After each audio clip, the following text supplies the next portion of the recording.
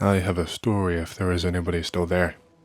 It's not necessarily paranormal, but if you read it, I'm sure you'll agree it's really, really weird. It happened a few years ago, around the time after I got out from high school. I have a close group of friends in high school when this happened. I never really hang out with anybody else but them, but they eventually branch out and become friends with another group. I get invited camping by the other group.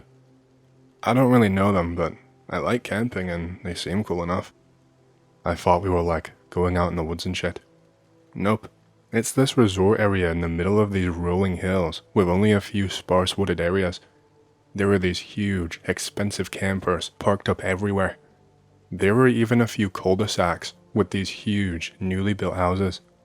There's also a golf course and some tennis courts. Like, what the hell is this? This is not camping. So I end up feeling pretty disappointed. We're only staying for a night, so the only thing I bring is this huge, tacky blanket with a tiger on it and a pack with a change of clothes. It's so big, it can basically double as a sleeping bag if I can find a nice soft spot. Just so you know I wasn't being a stingy asshole, I asked if I should bring anything for everyone else, but they all refused. Still, I end up having fun, just screwing around, and somebody actually brought some vodka, so that was okay too. It gets to around nighttime and we are all around the campfire. I decide I'm gonna go off for a bit and bring my tiger blanket with me. I get away from all of the campfires. There were more people camping out in the area than just us, so it was really well lit up, and it didn't feel like we were in the woods or away from home at all. I was walking in the grass along this bike path next to a wooded area in a fenced neighborhood. I find one of those wooden picnic tables in a field about a mile away from the camp. I lay down and wrap myself in the blanket on the table. I'm like, oh shit, this is really comfy. And I actually accidentally end up falling asleep. I only wake up when I feel a cold breeze hitting my neck and my face. I wake up kinda freaked out, hoping I did not fall asleep for too long. I look for my phone to check the time, but apparently I left it in the pack. One idiot. Well, I better get back to the camp and apologize for being a dick and leaving. When I get down off of the picnic table, I notice that my feet, I'm barefoot at this point by the way, are really wet. There wasn't any dew when I came here. I must have fallen asleep for a really long time. I look around. All of the light from the fires are gone. Our camp was only like half a mile away from where I was. I remember walking along a trail that's behind a fence in one of those aforementioned cul-de-sacs. I find my way back there and just start walking. It's getting colder and colder the more steps that I take. At this point, I've wrapped myself in the blanket like I'm some kind of poor beggar. Why is it this cold in the middle of the summer? I suddenly hear this like electronic, staticky sob, like it's being put through an old radio. At first I just try and ignore it and keep on walking, but then I decide that someone might be hurt, so I try to peek over the fence. The fence is really tall, so I have to stand on my toes just to see to the other side. The house has all the lights on in every single room, including the ones in the basement. It's got furniture and stuff on the inside, so it looks inhabited. I can't see any people inside though. I figure it must be a show house or something. The only fence is the one I am looking over, and it only extends at the furthest part of their backyards, so I can see into the other houses as well. Every house is exactly the same deal. All the lights on, no people, but plainly furnished. I move along the fence so that I can see around the house. I look across the street. It's the exact same shit, except the street is dark because all of the streetlights are out. I remember that story about the army or whatever building a fake neighborhood over a factory. But all these houses are furnished, and there were even cars in some of the driveways. Curiosity about this and the electric noise from before start to really overwhelm me. I must find some way inside. I need to know.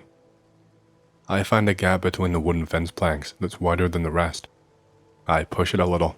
I found out it's a door with a simple latch that I can just unlock from the outside. I peek my head inside. The door opens up to this almost freshly paved asphalt path that runs between two of the houses. I check the houses and sure enough, all of the lights are on, but nobody is inside.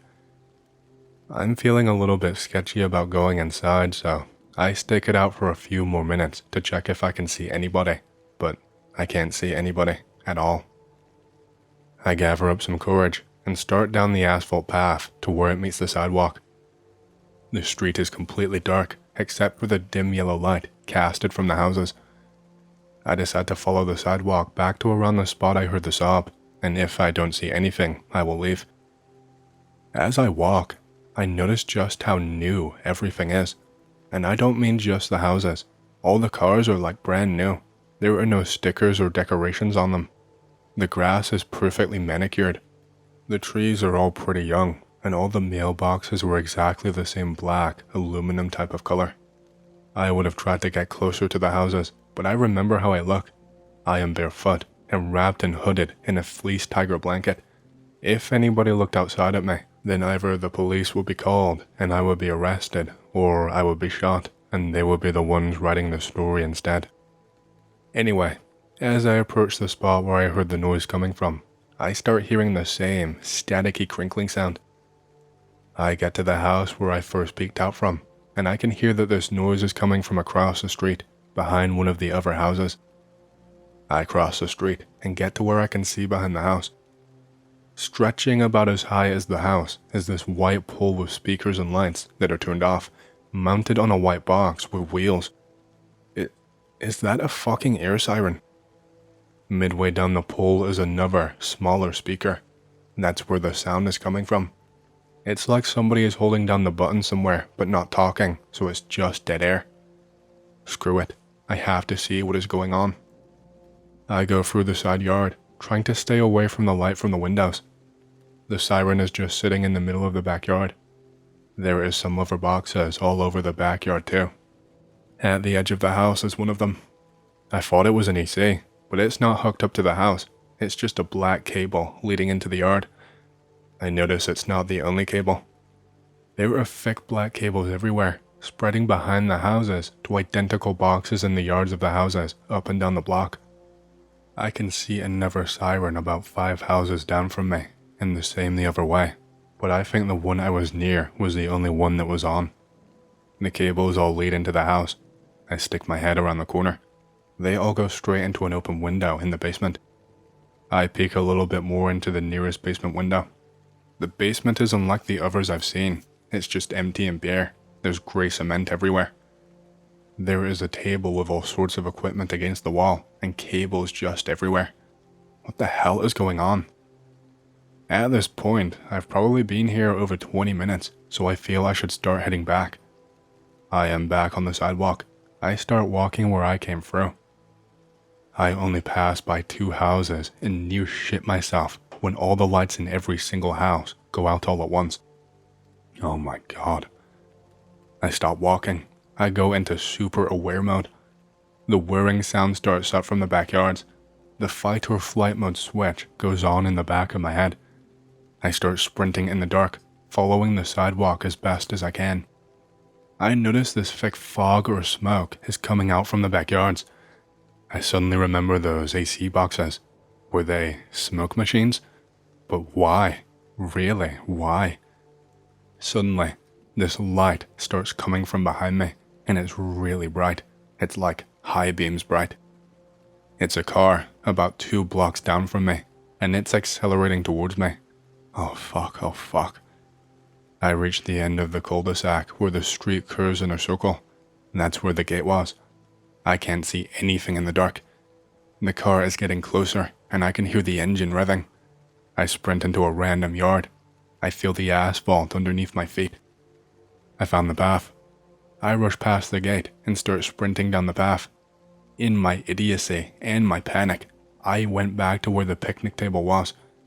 I catch my breath and I look for lights, but there is nobody around that I can see. I realize I have to go back on the trail. Oh no. I decide to cut through the woods and hopefully end up near camp. I trek barefoot, in the dark, with only my tiger blanket for protection. I start seeing lights in the distance. I come out of the woods. I see my campsite. I breathe a sigh of relief. I get to the camp to see people getting into their cars. Where the hell are they all going? Suddenly, somebody says, "Oh my god, is that him?" I'm like, sorry, I fell asleep. I go back to making s'mores like nothing ever happened. I tell no one what I saw. Nobody notices my dirty as hell tiger blanket or my dirty as hell feet. We leave the next day without incident. I still have no explanation for what the hell was happening. Although, like a year or two after it happened, I was discussing the trip, but none of the shit that I saw, with one of my buddies who went with me, and he told me that they actually did not notice I was gone until somebody, he said it was like a park manager or some type, came by in a car and asked them if the whole group was with them. Those assholes totally forgot about me and said yes. Then he told them if they saw anybody suspicious, they should report it at the office in the morning. My closest bet is that I might have walked in on some kind of training exercise, but given the location, that also does not make much sense. So, what was I seeing there? And why was this guy so interested in getting me away?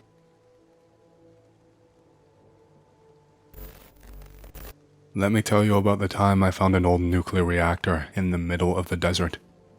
I'm in the mood to tell a story that maybe I shouldn't be telling. Maybe this will be better put somewhere else, but I don't really care. I'm going to be skimping on some details, mostly just because that seems like a good idea, not really because I'm scared I will get into trouble. Flashback to some 10 years ago. I was a huge nerd for games like Stalker and Fallout and that kind of stuff. I started making these makeshift Geiger counters and cloud chambers once I somehow managed to graduate high school and get a shitty job at a potato warehouse. I never got good enough grades to go to school to become a nuclear physicist or engineer or anything like that.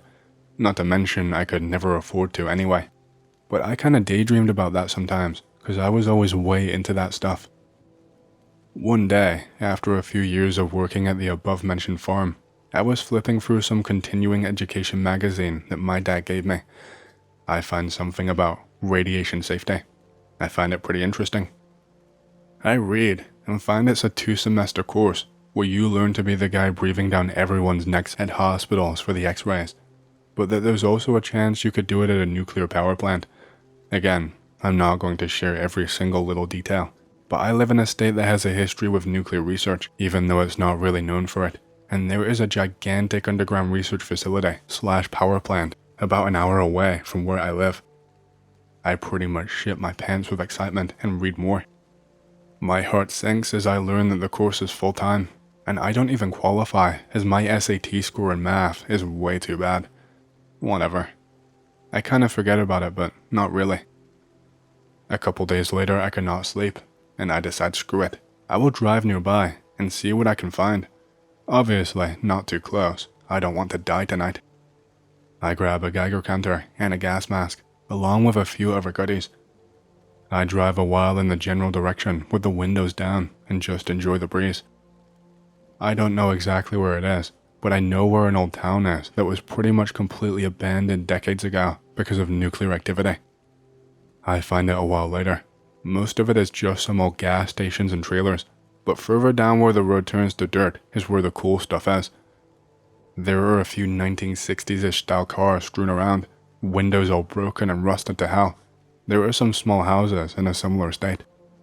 My Geiger counter spikes slightly, and I cream my pants. I park my shitty Buick behind one of the abandoned houses and stare off into the desert. I smoke a cig or two and wonder what the hell I'm doing. By the time I decide to venture out into the sagebrush, I still have not figured it out, but decide that nothing really bad could possibly happen, except for maybe a few ticks. I walk a ways out into the desert with my counter and my mask. By now, the moon is almost at its peak. Turning around, I see the few lights from the town and figure that as long as I can still see them, that I will not get lost. I keep going and start to get bored after a while. I'm just about to turn back when my counter spikes again, just a little bit. Neither spikes were really above background radiation levels, but considering where I was hoping that they meant something, so I kept on going. A little later, I realized the lights are really hard to see, so I check my phone's charge and signal and decide that both are good enough for me to continue on. Nothing happens for a while, but then my counter picks up, a bit more frantically. There is nothing around, so I shine my light, and I catch a glimpse in the dirt underneath a sagebrush. As I get closer, my counter is clicking more and more, but still nothing dangerously radioactive. I find what was shining, a gigantic old bolt. It's nothing used in any vehicle that I know of. It's way too big, and was in surprisingly good condition without a lot of rust. Looking back, I see that the lights are completely gone, but decide to keep on going anyway, thinking I will just keep a straight line and not deviate too much. The bolt is giving off a few more millisieverts a second than anything around, so I keep looking around, trying not to go too far off my chosen path. I mostly find some pretty useless shit, like old batteries, shards of broken glass, plastic wrappers that have had their logos long since worn off by the wind, that sort of stuff. So I just keep going. The night is nice and cool, and there is no human life for miles in any direction. By this point, there's no real reason to keep going. I know the chance that I'm going to find anything really interesting is pretty low, and I've given up on getting anywhere near the facility itself, which was a stupid idea anyway. My impulsive excursion has turned into just an unusually odd stroll in the desert at night. That is, until my counter peaks up again, steadily at first. I shine my light around, but I do not see anything. But Geiger counters do not lie. I remember the little UV light I have on my keychain and shine it around for a moment. Oh shit. The entire desert is a sickly alien green. For every few dozen rocks or grains of dirt or sand, there is at least one radioactive bit reacting with the UV. I turn around and see that this field of radiation started not too many steps back. I have no idea where all of this stuff came from. There were not any lights anywhere, not from the town behind me, or from any parts of the facility, just a lot of contaminated dirt and stuff. I am now well above typical background radiation, usually just a couple millisieverts a year, but I'm still not in any real danger.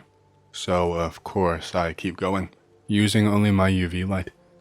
The green gets more and more dense, and I stop to put on a gas mask. It's just a cheap civilian one, once I'm getting a reading of about 10 or 20. Still not too dangerous, but I don't want to breathe in any potential alpha particles that I am kicking up. I get to steadily climbing a hill, the slopes of which aren't lighting up so much. Still no facility lights, and by this point, I am so curious that I do not even care. The sagebrush is really thick and hard to climb through, but clears out a bit at the top, and as I come across the peak, I see it.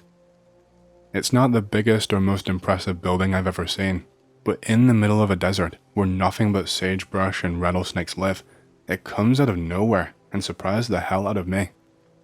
Most of it is made of rusty corrugated steel, with what I can only assume were once offices or small labs clustered around it.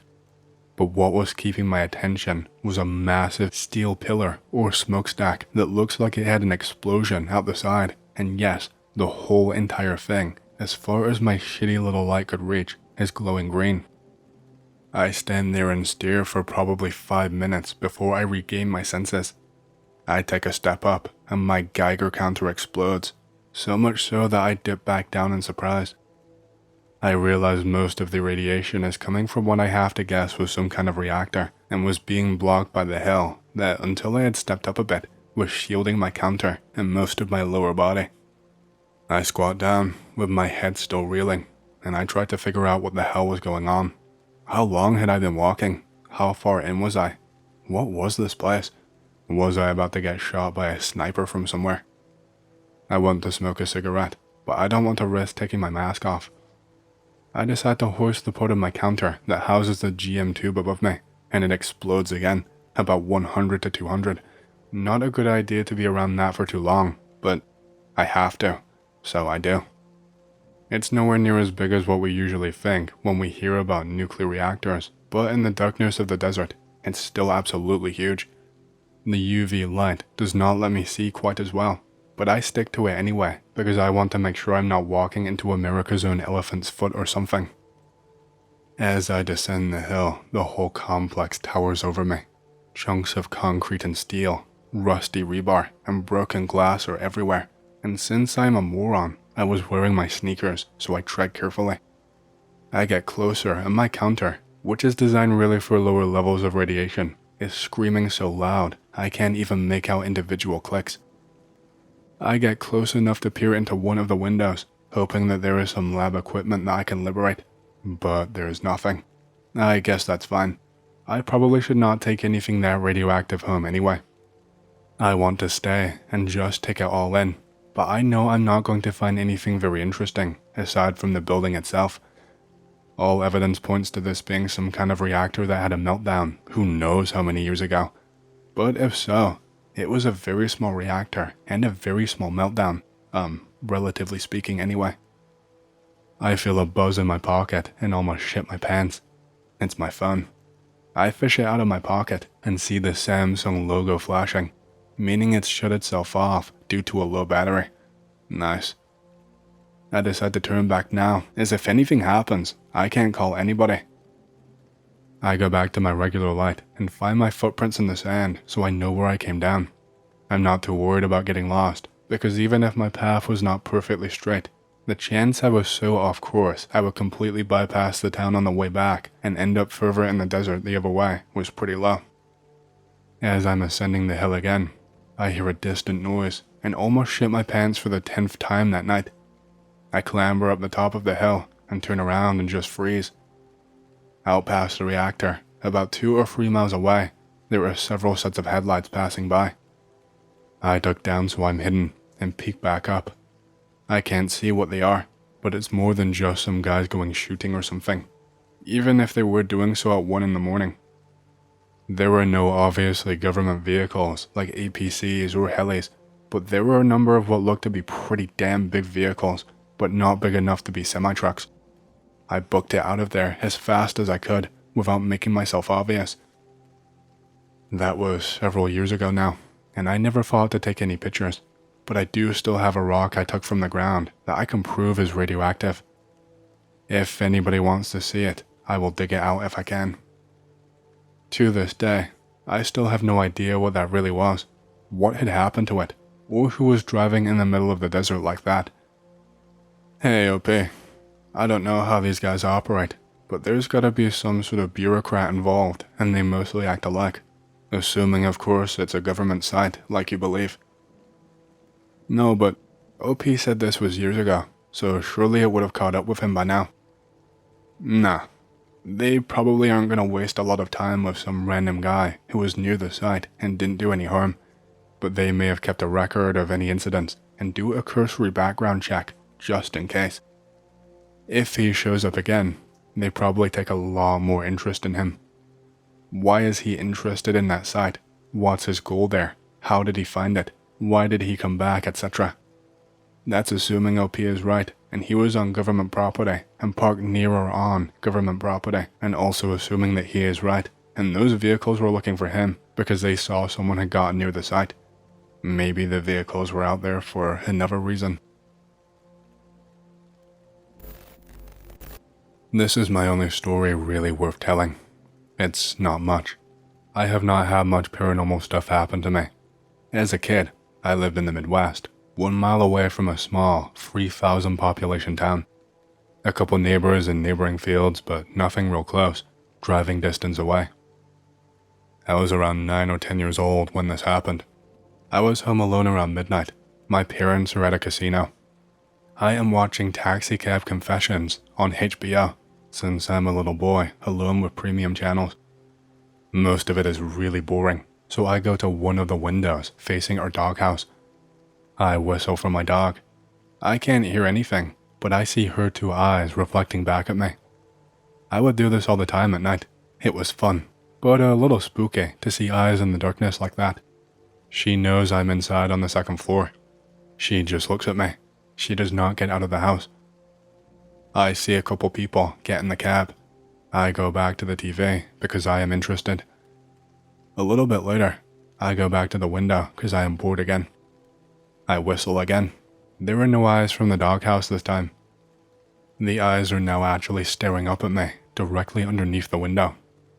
I am startled and scared by this, so I duck down. Those eyes were not the same as my dog's. They were closer together, not quite the same color white.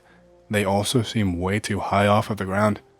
I keep quiet and wait for a moment, listening for anything at all. All I can hear are crickets though. I crawl on my hands and knees quickly to the deck door. It's this big double-wide sliding glass door, and I pull the cords to close the blinds. I crawl back away to the right of the door into the kitchen and just wait. I still kind of think it may be our dog, but I'm not sure. Either way, I'm a kid, and staying hidden is exhilarating and fun. I could not hear anything come up the deck stairs. I think it's safe to take a peek through the curtains of the deck. I crawl to the door again, but decide to make sure the sliding door is locked first. I poke my hands through the curtains near the handle and flick the lock down. Bam. Something loudly bangs against the door where my hand had poked through. The whole glass door vibrates from the hit. The rollers the door is on are very smooth. Had I not locked it, it could have just rolled open a bit. I jerk my hand away. The curtains go swinging all over, but I am too afraid to look onto the deck. I just crawl back to the kitchen, still trying to be as quiet as possible. The TV is still playing very loudly. The kitchen has a window, but the deck does not quite reach under it. However, if someone were to lean over the railing, you could see into the kitchen. It's imperative I stay underneath the window and not be seen. It's not just a game anymore. I'm really scared now. I get worried that the main door down in the entryway is unlocked. I wait for the deck door blinds to stop swinging, listening for any kind of movement at all. I crawl through the kitchen and the living room. I wait at the top of the steps that lead to the entryway. There is a tall window parallel to the front door. I would have to cross in front of it just to lock the door. I am horrified to have to do this. I dash down the stairs, lock the door, and then run back upstairs. Something was looking through the window. I did not stop to look closely, but the tin white siding usually seen through it was not visible. It was just a dark mass. I run and hide in the corner of my bedroom, with windows on two sides. I hide in the closet and just wait, still listening for anything. The only thing I can hear is the TV coming faintly from the living room. After a few minutes, I come out of the closet and poke my head up at the window that will be closest to overlooking the front door.